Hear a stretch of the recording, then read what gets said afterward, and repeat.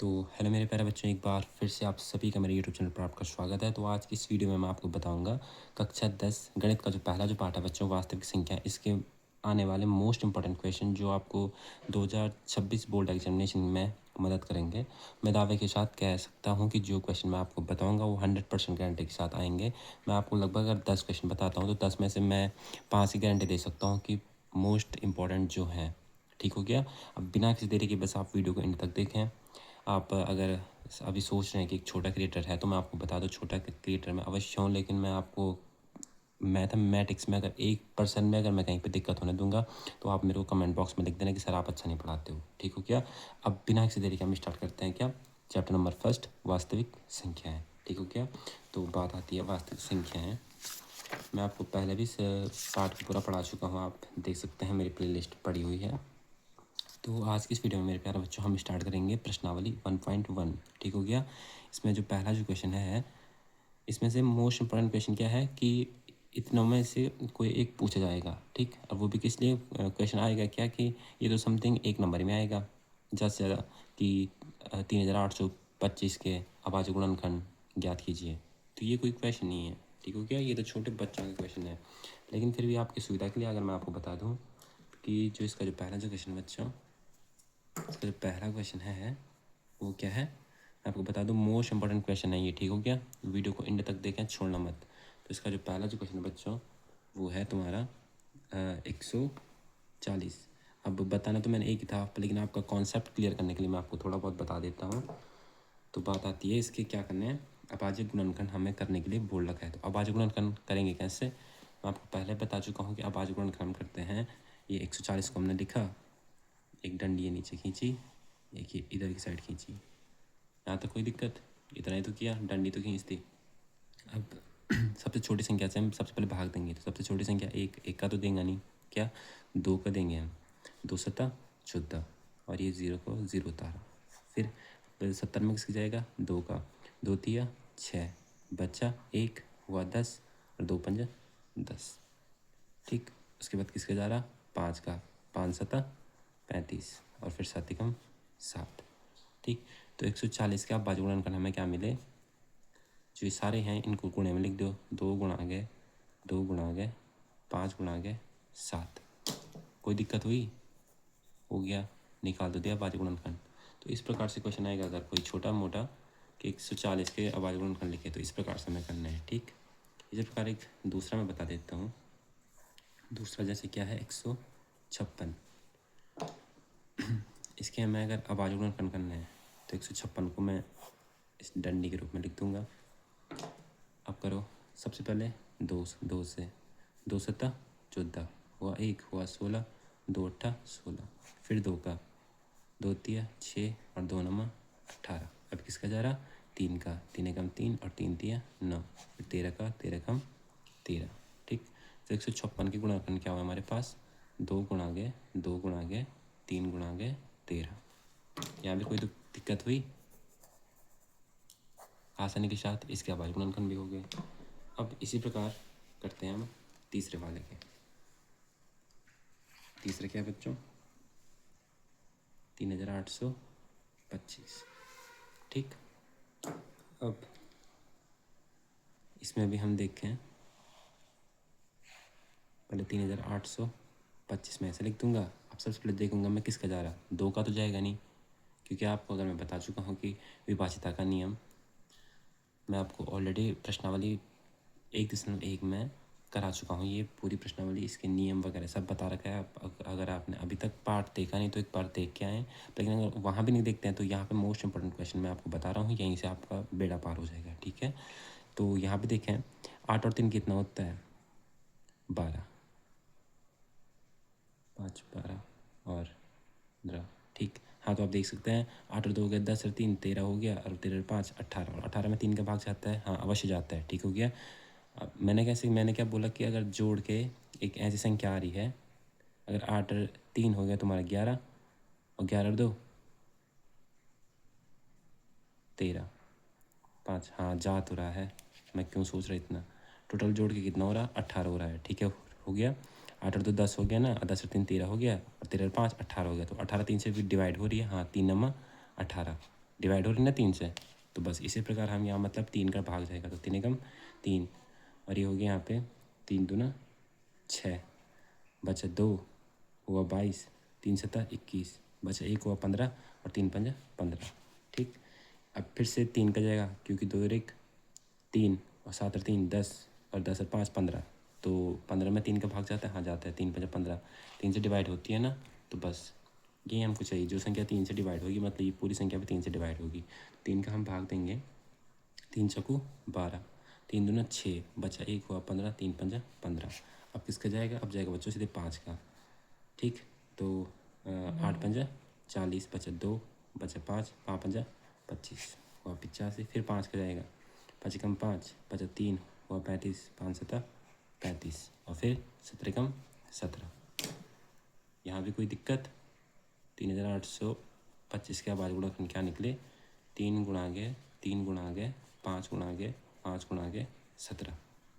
इस प्रकार से ये क्वेश्चन भी हो गया। इसी प्रकार से बाकी के जो क्वेश्चन है 5005 और 7429, ये भी इसी प्रकार हम करेंगे, उसके आवाज़ गुणनखंड करेंगे। ठीक हो गया, तो ये भी हो गया। अब मैं आपको बता दूं कि द मोस्ट इम्पॉर्टेंट क्वेश्चन कौन कौन से हैं। एक तो मेरे हिसाब से चौथा वाला, ठीक, क्योंकि मैंने प्रत्येक साल देखा ये बोर्ड एग्जामिनेशन में अथवा में या प्रश्न में पूछा ही पूछा जाता है। ठीक हो गया, तो उससे पहले हम देखते हैं कि पूर्णांकों के निम्नलिखित युग्मों HCF और LCM हमें ज्ञात करना है। ठीक, हमें 2 संख्याएं दे रखी है और हमें ये भी ज्ञात करना है कि 2 संख्याओं को गुणनफल HCF गुणा के LCM है कि नहीं है। ठीक तो बिना किसी देरी के पहला वाला क्वेश्चन हम देखते हैं। इसमें यह आपके लिए एक रामबाण साबित हो सकता है। ठीक हो गया, 2026 बोर्ड एग्जामिनेशन के लिए आपको एक रामबाण की तरह काम करेगा ये। ठीक, तो इसका पहला क्वेश्चन मैं देखता हूँ, 26 हुआ 91। ठीक, तो बच्चों मैं आपको बता दूँ कि क्वेश्चन क्या कह रहा है। क्वेश्चन इसी प्रकार से है कि जो निम्नलिखित जो ये युग्म दे रखा है उसमें हमें HCF और LCM में इन संख्याओं की ज्ञात करने हैं, और हमें जांच किस चीज़ की करनी है कि क्या 2 संख्याओं का गुणनफल बराबर HCF गुणा के LCM होता है कि नहीं होता है, या है कि नहीं है। ठीक, हमें इस क्वेश्चन में एक तो हमें HCF डिफाइन करना है, ठीक, और एक LCM डिफाइन करना है। ठीक, तो किस प्रकार करते हैं, पहले जो 2 संख्या दे रखी है बस पहले लिख दो 26, इस पे खींच दो डंडी, इसी प्रकार 91, इस पे भी खींच दो तुम डंडी, 2 का भाग जाएगा, 2 एकम 2, 2 दिया 6, 13 का जाएगा, 13 एकम 13। इसी प्रकार 91 में भी 7 का जाएगा, 7 एकम 7, बच्चा 2, 7 एकम 7, बच्चा 2 हुआ 21, और 7 दिया 21, और 13 एकम 13।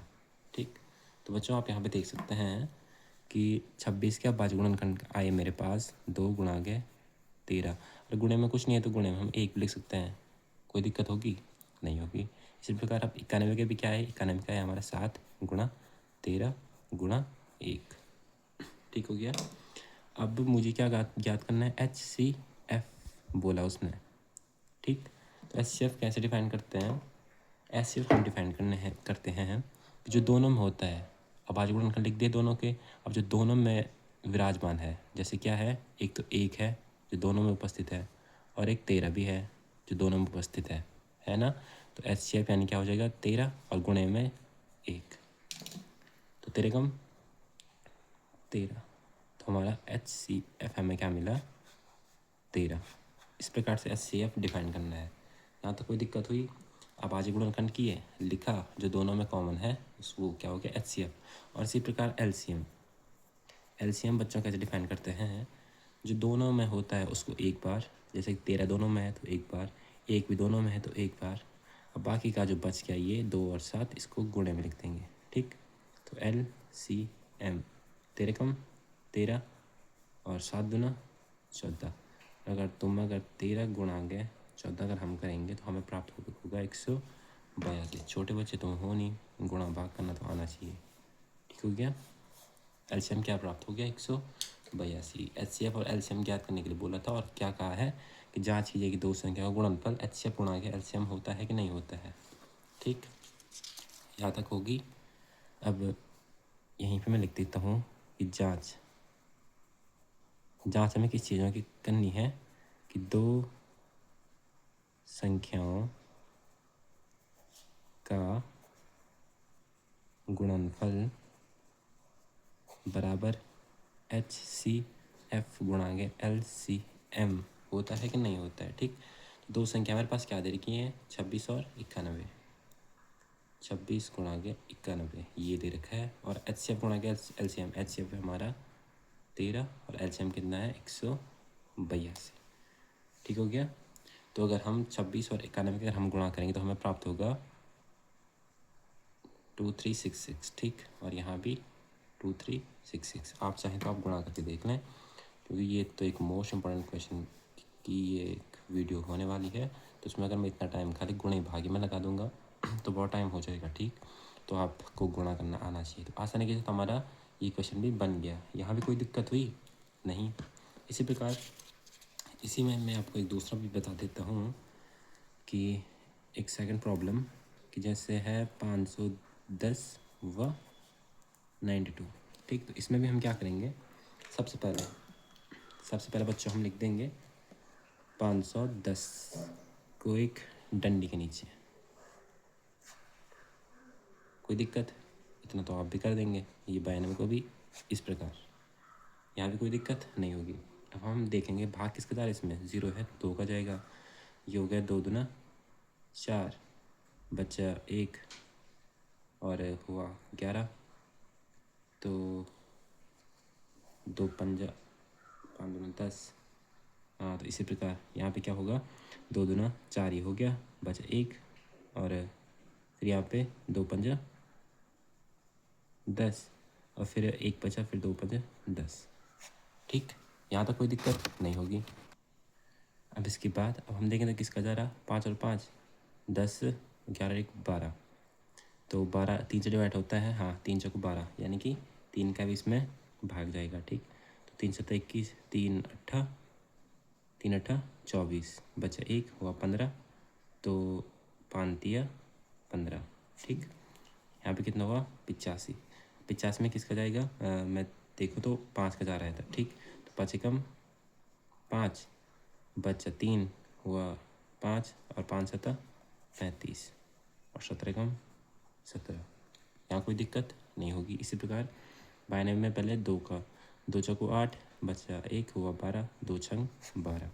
फिर 2 का, 2 दूना 4, 2 तिया 6 और 23 एक अभाज्य संख्या, तो 23 एकम 23। तो इसी प्रकार मुझे 510 के जो अभाज्य गुणनखंड मिले वो क्या मिले, 2 गुणा के 3 गुणा के 5 गुणा के 17। और 92 के गुणनखंड क्या मिले, 2 गुणा के 2 गुणा के 23। ठीक, अब मुझे क्या ज्ञात करना है, हमें बच्चों को ज्ञात करना है HCF। अगर मुझे ज्ञात करना है तो HCF जो दोनों में होगा, जो दोनों में उपस्थित है, तो दोनों में एक जोड़ा क्या बन गया हमारा, 2 2 का बन गया। ठीक, अब कोई दूसरा जोड़ा आपको दिख रहा है इसमें, है कुछ नहीं है, तो यानी कि 2। HCF क्या हो गया हमारा, 2 हो गया। ठीक, यहाँ भी कोई दिक्कत नहीं होगी। और इसी प्रकार हम LCM ज्ञात करेंगे, LCM। तो LCM जो दोनों में होता है उसको एक बार, और फिर जो बच गया, जितना भी बच गया अभी पीछे की पूरी संख्या ये सब गुणे में है। जैसे 3 गुणा के 5 गुणा के 17 गुणा के 2 गुणा के 23। तो LCM इन सारों को अगर गुणा करें तो हमें बच्चा प्राप्त होगा 23460। ठीक, हमें प्राप्त होगा 23460। अब गुणा भाग करना आपको आता होगा, छोटे बच्चे आप हैं नहीं, इतना तो आप कर ही देंगे। ठीक हो गया। और आगे हमें क्या कह रहा है बच्चों, आगे अब हमें कह रहा है कि जांच किस चीज़ की करनी है, तो जांच करने के लिए बोल रहा है बच्चों जांच। ठीक, जांच हमें करनी है किस चीज़ की, कि क्या दो संख्याओं का गुणनफल बराबर है किसके, HCF गुणा के LCM के। ठीक, तो अब हम लिख देंगे दो संख्याएं, वो दो संख्याएं क्या है हमारे पास, 510 और 92। तो लिख देंगे हम 510 गुणा के 92, और HCF क्या आया 2, और LCM क्या आया हमारा 23460। ठीक, और अगर हम 510 और 92 का हम गुणा करेंगे तो हमें प्राप्त होगा कितना, 46 920 और इसका अगर हम गुणा इसके साथ करेंगे तो ये प्राप्त होगा हमें 46920। तो इस प्रकार आपको गुणा भाग आना चाहिए। ठीक, आसानी के साथ हमें ये इक्वेशन भी बन गया। यहाँ तो कोई दिक्कत परेशानी नहीं होगी। आशा करता हूँ आपको समझ में आ रहा होगा। प्लीज़ अगर आ रहा है तो प्लीज़ चैनल को एक लाइक और एक सब्सक्राइब ज़रूर से करो। ठीक, अब बच्चों बात आती है इसके तीसरे क्वेश्चन में। ठीक, तो तीसरे क्वेश्चन में भी सेम उसी प्रकार से जिस प्रकार से ये है, बस संख्याएँ तो ज़्यादा हैं, संख्याएँ ही तो हैं ज़्यादा, बाकी क्वेश्चन सेम टू सेम इसी प्रकार है। चलो मैं तीसरे वाले में से एक क्वेश्चन आपको बता देता हूँ। ठीक है, बिल्कुल ऊपर की तरह जैसे हम करते आ रहे हैं उसी प्रकार से है। क्वेश्चन नंबर 3 से मैं अगर देख लूँ मोस्ट इम्पोर्टेंट, तो मैं आपको बता दूँ कि 12, 15 व 21 ये बिल्कुल इसी प्रकार से होगा। ठीक, पहले 12 के डंडे के ऊपर लिखा, 15 को भी डंडे के ऊपर लिखा और 21 को भी डंडे के ऊपर लिखा। भाग दो, 2 छंग 12, 2 तिया 6 और 3 एकम 3। इसी प्रकार यहाँ भी 5 तिया 15 और 5 एकम 5। इसी प्रकार यहाँ भी देख लूँ कि 7 तिया 21 और 7 एकम 7। ठीक, तो लिखूँगा मैं 12 का भाज्य गुणनखंड, ठीक, 15 का भाज्य गुणनखंड और 21 के भाज्य गुणनखंड। ठीक, तो ये होगा 2 गुणा गए 2 गुणा गए 3, ये हो गया हमारा 3 गुणा गए 5 और ये हो गया हमारा 3 गुणा गए 7। अब वहाँ क्या था, 2 संख्या थी जो दोनों में है, तो यहाँ भी 3 संख्या थी, यानी कि जो तीनों में है, 3 यहाँ भी है, यहाँ भी है, तो यहाँ भी है। तो HCF क्या हो गया बच्चों हमारा 3। यहाँ पे भी कोई दिक्कत नहीं होगी। और इसी प्रकार से LCM अगर की मैं बात करता हूँ तो जो तीनों में है उसको एक बार, और जितना बच गया उसको गुणे में लिख दो। 3 दूना 6, 6 दूना 12, 12 पंजा 60 गुणा के 7, 7 छक्का 42, 420। LCM मुझे क्या प्राप्त होता है 420। यहाँ पे कोई दिक्कत परेशानी नहीं होगी, आसानी के साथ ये क्वेश्चन भी बन गया। ठीक, अब बात आती है मोस्ट इम्पोर्टेंट क्वेश्चन में अगर, तो जो चौथा जो क्वेश्चन है, ठीक, मैं 100% गारंटी के साथ दे सकता हूँ कि आपको कहीं ना कहीं देखने को मिलेगा। आप अगर पिछले पेपर उठा के देखें तो आपको ये क्वेश्चन मिलेगा ही मिलेगा। ठीक, जो ये चौथा जो क्वेश्चन है ये आपको मिलेगा ही मिलेगा। ठीक हो गया कि HCF ये दे रखा है बराबर 9 दिया है और LCM हमें ज्ञात करना है। ठीक, तो अभी तक आप जो पढ़ रहे थे कि दो संख्या गुणनफल क्या होता है, HCF गुणा के LCM होता है। ठीक, तो अब चौथा क्वेश्चन की मैं बात कर रहा था, मोस्ट इम्पोर्टेंट क्वेश्चन। तो उसमें क्या क्या दिया है बच्चों, सबसे पहले हम लिखेंगे दिया है। ठीक, दिया है और दिया क्या है कि HCF हमें दे रखा है क्या कि 306 और 657। ठीक, कितना दे रखा है 9 दे रखा है और हमें LCM याद करना है। ठीक, ऐसा क्वेश्चन कह रहा है तो हम जानते हैं हम क्या लिखेंगे, चूँकि हम जानते हैं, क्या जानते हैं तुम, ठीक, हम क्या जानते हैं कि दो संख्याओं का गुणनफल, दो संख्याओं का गुणनफल बराबर HCF गुणा के LCM होता है। ठीक, दो संख्या का गुणनफल क्या होता है, HCF गुणा के LCM होता है। तो वो दो संख्याएं क्या है, वो दो संख्या है क्या 306 गुणा गया 657। ठीक, और HCF 9 दे रखा है और LCM क्या कह रहा है ज्ञात करना है। ठीक, तो अगर हमें LCM चाहिए तो बराबर किधर 306 गुणा गया 657 बट्टे 9। या तो कोई दिक्कत नहीं होगी। अब मैं देखूँ तो LCM हमारा क्या हो जाएगा, 3 तिया 9, 3 एकम 3, 3 दूना 6 और यहाँ पे ये 9 तिया 27 होगा 3 36 और 4 9 36। हाँ, तो ये कट रहा है कितनी बार 34 बार। ठीक, आपको गुणा भाग में क्या कह रहा हूँ आना चाहिए, तो 34 बार कट रहा है ये, और इसका गुणा 657 के साथ। तो LCM हमारा क्या हो जाएगा बच्चों, अगर इसका आप गुणा करके देखें तो हमें प्राप्त होगा 22338। आसानी के साथ ये क्वेश्चन भी हमारा बन गया। मैं आपको बता रहा हूँ दिस मोस्ट इम्पॉर्टेंट। ठीक, ये मोस्ट इम्पॉर्टेंट क्वेश्चन है बच्चों, बस आप रट लें इसको। रटना नहीं है, मैं फिर से एक बार फिर से कह रहा हूँ कि रटना नहीं है।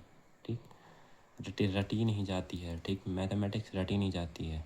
इसमें रटने की बात क्या है, HCF दे रखा है 9 है, संख्या में पता है 306 और ये है, और हमें ये सूत्र पता है कि दो संख्या गुणनफल क्या होता है, HCF गुणा के LCM होता है। तो मान रखा हमने 9 गुणा के LCM इधर की साइड, और ये तो दो संख्याएं हैं। ठीक, तो LCM इधर रखा, इस 9 को बट्टे में लिखा, और ये जो भी हुआ जोड़ घटाना गुणा भाग करके हमें प्राप्त कितना हुआ 22338। आसन के साथ ये क्वेश्चन भी बन गया। अब बात आती है इसके 7वें क्वेश्चन में। 7वां क्वेश्चन क्या कह रहा है बच्चों, कि किसी खेल के मैदान के चारों ओर एक वृत्ताकार पथ है। ठीक हो गया, मैं आपको बता दूं, ये जो क्वेश्चन कह रहा है हमसे, ये क्वेश्चन क्या कह रहा है कि किसी खेल के मैदान के चारों ओर का एक वृत्ताकार जो पथ है, एक खेल का मैदान है। ठीक, मैं आपको बता दूं तो क्या है, एक खेल का मैदान है। ठीक, एक गोलाकार खेल का मैदान है। आपको मैं यहाँ पे बता देता हूँ। ठीक, आप क्वेश्चन को आप देखें अपनी नोटबुक से, और मैं आपको यहाँ समझाता हूँ। किसी खेल के मैदान के चारों ओर एक वृत्ताकार पथ है। एक खेल का मैदान है, उसके चारों ओर क्या है, एक वृत्ताकार, ऐसे एक वृत्ताकार पथ है। ठीक हो गया, और इस मैदान का एक चक्कर लगाने में, इस यहाँ से अगर स्टार्ट करते हैं तो इस मैदान का पूरा एक चक्कर लगाने में जो सोनिया है, ठीक, क्या है, सोनिया जो है उसको कितने मिनट लगते हैं, 18 मिनट लगते हैं। ठीक, ऐसा क्वेश्चन कह रहा है। और जो रवि है उसको पूरा यहीं से लेकर के यहीं तक आने में कितने मिनट लगते हैं, रवि उसका नाम, हाँ, रवि को कितना लगता है, 12 मिनट। ठीक, ऐसा क्वेश्चन कह रहा है। और मान लीजिए कि वो दोनों एक ही साथ, मतलब एक ही साथ यहाँ से उन्होंने क्या किया, चलना प्रारंभ किया एक ही साथ। यहाँ आप यहीं पे रवि भी थी, मैं आपको चलो डायग्राम बना देता हूँ। ठीक, ये सोनिया है, ये रवि है, इन दोनों ने यहाँ से एक साथ दौड़ना प्रारंभ किया। ठीक, यहाँ से इसी दूरी से एक ही साथ एक ही समय पे यहाँ से भागना स्टार्ट किया। तो जो सोनिया है उसको 18 मिनट लगे, और जो रवि है वो उससे 12 मिनट में पहुँच गया। ठीक, मतलब सोनिया से जल्दी उसने ये क्या किया, एक चक्कर लगा दिया। ठीक, तो हमें क्या कह रहा है क्वेश्चन, हमें कह रहा है कि कितने समय बाद वो पुनः प्रारंभिक स्थान पर मिलेंगे। अभी लगा पूरे जीवन भर भी यहाँ पे भागते रहेंगे तो वो तो मिलते ही रहेंगे, लेकिन सबसे पहली बार यानी कि न्यूनतम के लिए हम क्या निकालेंगे, LCM। ठीक, न्यूनतम हमें ज्ञात करना है, न्यूनतम मान अगर हमें ज्ञात करना है, यानी कि LCM हमें इस क्वेश्चन में ज्ञात करना है। इसी प्रकार बस क्वेश्चन को समझना है। तो सोने को लगते हैं 18 और रवि को लगते हैं 12। तो पहले 18 के हम गुणनखंड करेंगे, 2 नंबर 18 और 3 तिया 9, 3 एकम 3, और यहाँ 12, 2 छंग 12, 2 तिया 6, और ये 3 एकम 3। ठीक, और यहाँ से अगर मैं देखूँ तो 18 के गुणनखंड क्या है, 2 गुणा गया 3 गुणा गया 3, 3 तिया 9, 3 दूना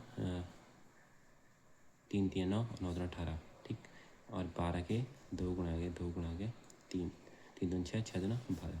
और मैंने क्या बोला कि HCF तो होता है कि जो दोनों में होता है। ठीक है, पर लेकिन हमें क्या निकालना है, LCM की बात कर रहे हैं। तो LCM कैसे निकालेंगे, जो दोनों में होता है उसको एक बार, जो दोनों में होता है उसको एक बार, और बाकी का जो बच गया उसको गुणे में,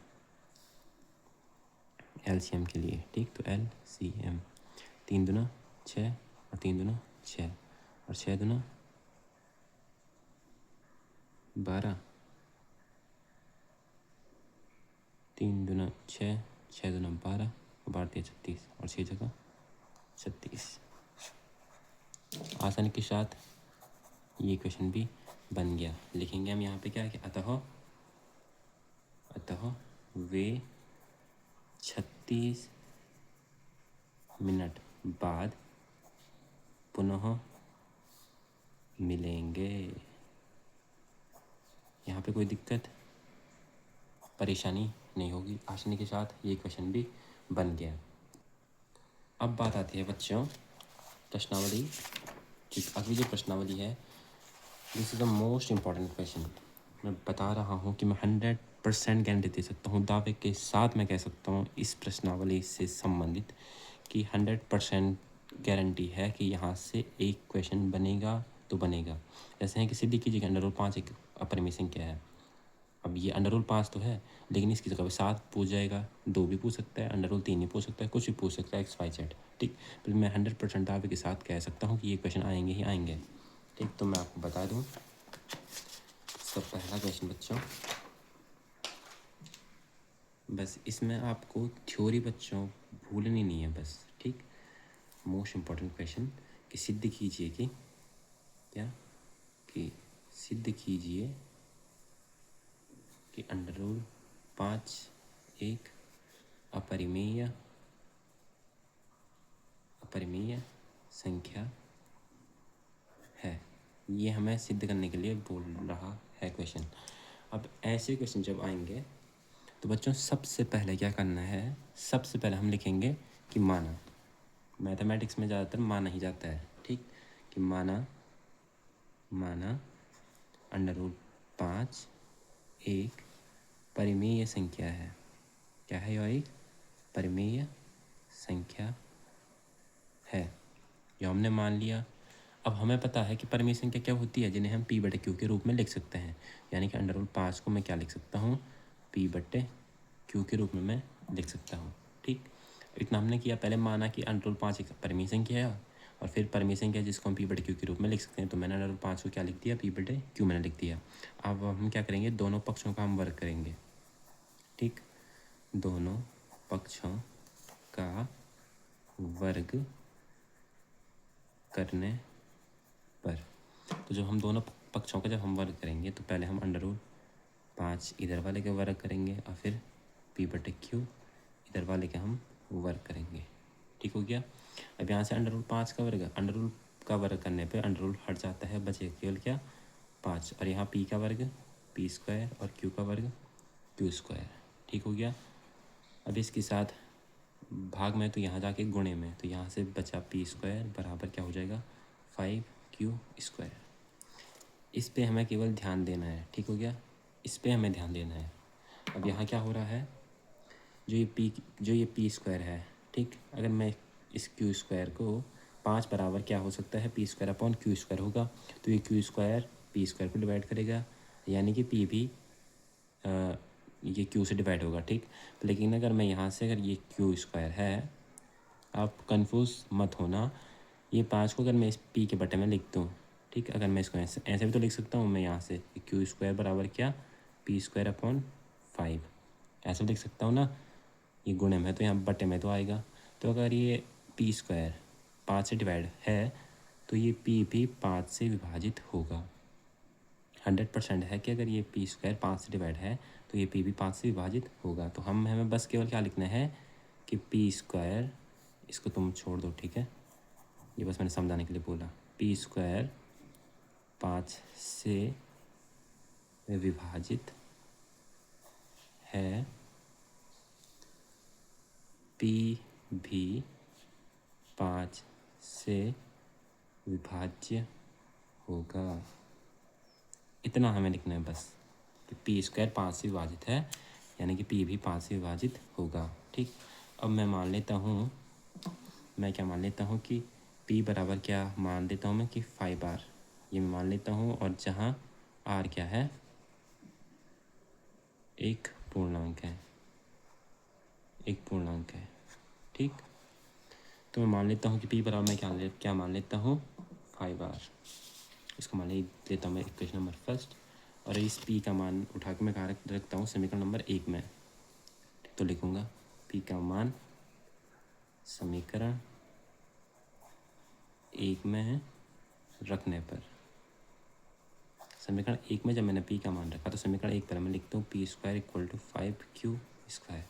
पी स्क्वायर का अगर मैं मान रखता हूँ तो पी स्क्वायर के स्थान पे 5r का स्क्वायर, और यहाँ क्या है 5q स्क्वायर, 5 का वर्ग 25 और r का वर्ग r स्क्वायर, यहाँ क्या है 5q स्क्वायर। तो यहाँ से अगर मैं 5 को इसके बट्टे में मैं लेके आता हूँ तो q स्क्वायर बराबर क्या होगा 25r स्क्वायर बट्टे 5, ठीक। और 5 5 25r स्क्वायर।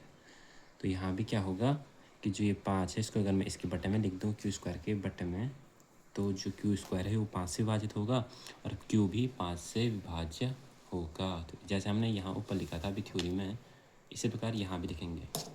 यहाँ भी हम क्या लिखेंगे कि q स्क्वायर 5 से विभाजित है तो q भी 5 से विभाज्य होगा। इतना हमें लिखना है, ठीक। और उसके बाद हमें थ्योरी का लिखना है बच्चों कि अतः q भी 5 से विभाज्य होगा। यहाँ तक हमने लिख दिया। हम लिखेंगे क्योंकि p और q में कम से कम एक उभयनिष्ठ गुणनखंड क्या है 5 है, ठीक। p और q में एक उभयनिष्ठ गुणनखंड क्या है 5 है, लेकिन इस तथ्य का विरोधाभास है कि p और q सहभाज्य हैं, ठीक हो गया।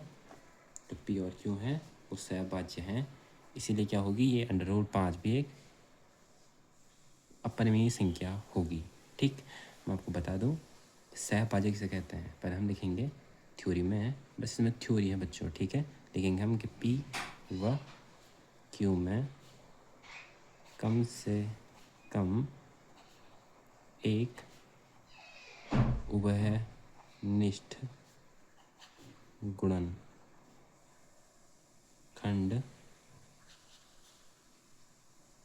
5 है।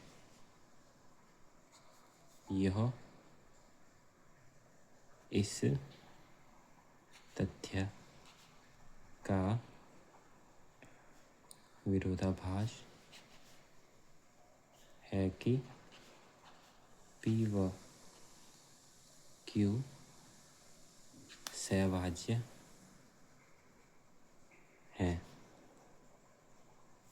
अतः √5 एक अपरिमेय संख्या होगी। बस इतना हमें लिखना है बच्चों कि p व q में कम से कम एक उभयनिष्ठ गुणनखंड 5 है, और यह इस तथ्य का विरोधाभास है कि p व q सहभाज्य संख्याएं हैं, ठीक हो गया। और आपको पता होना चाहिए कि हम सहभाज्य संख्या किसे कहते हैं। सहभाज्य संख्या हम उससे कहते हैं जो केवल स्वयं से और एक से ही विभाजित होती है, उन संख्या को हम क्या कहते हैं सहभाज्य संख्या कहते हैं, ठीक। तो आपको इसी प्रकार की क्वेश्चन करना है। मैं आपको फिर से बता दूं थोड़ा एक जल्दी में कि सिद्ध कीजिए कि √5 एक अपरिमेय संख्या है, ये हमें प्रूफ करना है। और सबसे पहले मैं लिखूंगा कि माना √5 एक परिमेय संख्या, ये मैंने मान लिया।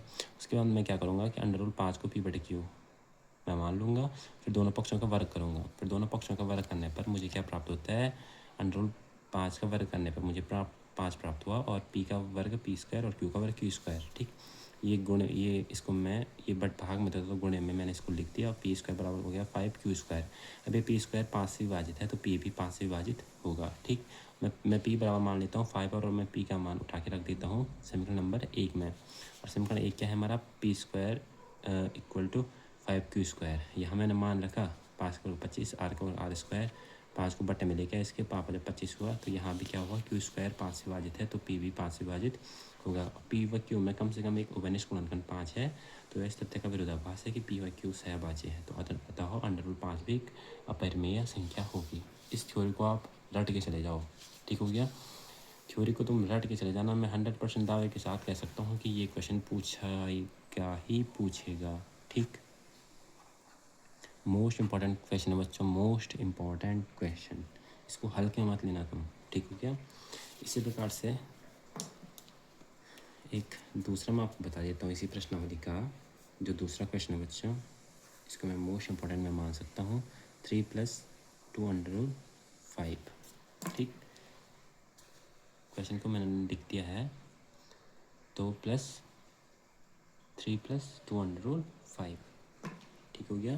तो इसी प्रकार सबसे पहले माना ये जो ये संख्या है, माना 3 + 2√5 एक परिमेय संख्या है, परिमेय संख्या है। इतना मैं लिख दूंगा बच्चों। अब यानी कि 3 + 2√5 क्या मान लिया मैंने, p/q मान लिया। ठीक, अब यहाँ पर मैं अभी सीधे वर्ग नहीं करूँगा, यहाँ मैंने क्या छोड़ा 2√5 और यहाँ p/q है इधर की साइड, ये धन के इधर रख के ऋण का हो गया। और यहाँ मैं रखता हूँ √5 और ये हो गया जो ये गुणे में है, तो ये इसके साथ भाग में मैं इसको लिख दूँगा p/q - 3। ठीक, यानी कि √5 बराबर ये 2 गुणा मैं अंदर करता हूँ तो p/ हर में होगा इसका गुणा 2q, यहाँ भी 3/2 हो जाएगा। ठीक, अब मैं आपको बता दूँ कि जो ये है p/2q - 3/2 यह क्या है, एक पूर्णांक है। क्या है, एक पूर्णांक है। अगर ये पूर्णांक हो गया तो इसके बराबर ये है। ठीक, अगर ये पूर्णांक है तो इसके बराबर ये भी तो है, यानी कि √5 भी एक पूर्णांक होगा। और अभी हमने क्या ज्ञात किया, अब भी हमने पिछले वाले इसमें हमने क्या किया, हमने प्रूफ किया कि √5 एक अपरिमेय संख्या है। नीचे में प्रूफ किया ना, तो हम यहाँ यही लिखेंगे, परंतु यह इस तथ्य का विरोधाभास है, यह इस तथ्य का विरोधाभास है कि √5 एक अपरिमेय संख्या है। √5 हमने क्या प्रूफ किया कि यह क्या है, एक अपरिमेय संख्या है। तो यानी कि अतः जो ये पूरी संख्या 3 + 2√5 यह भी एक अपरिमेय संख्या होगी, अपरिमेय संख्या होगी। आसानी के साथ ये क्वेश्चन भी बन गया। बच्चों मैं फिर से एक बार कह रहा हूँ कि जो ये क्वेश्चन है ये मोस्ट इम्पोर्टेंट क्वेश्चन है। आप ये थ्योरी डट के चले जाना, और जिसको ये जो मैंने बताया है कि √5 एक अपरिमेय संख्या है, ये मोस्ट इम्पोर्टेंट क्वेश्चन है। इसकी जगह पे 7 भी हो सकता है, 3 भी हो सकता है, 9 भी हो सकता है। मेथड बिल्कुल सेम टू सेम यही रहेगा, कोई चेंज मेथड में नहीं होगा। आसानी के साथ हमने इसके जो मोस्ट इम्पोर्टेंट क्वेश्चन बच्चों, पहले पार्ट वास्तविक संख्याएँ से, तो ये यही है। जो ये नीचे वाले जो क्वेश्चन ये भी केवल इसी प्रकार से होंगे। ठीक हो गया, तो आशा और उम्मीद करता हूँ कि आपको पढ़ाया हुआ समझ में आया होगा। तो प्लीज़ अगर आया है तो चैनल को एक लाइक और एक सब्सक्राइब जरूर से करना, और ज़्यादा से ज़्यादा चैनल को शेयर करें। धन्यवाद। आपको फिर से ढेर सारी बधाई और शुभकामनाएँ अपने बोर्ड एग्जामिनेशन के लिए। धन्यवाद।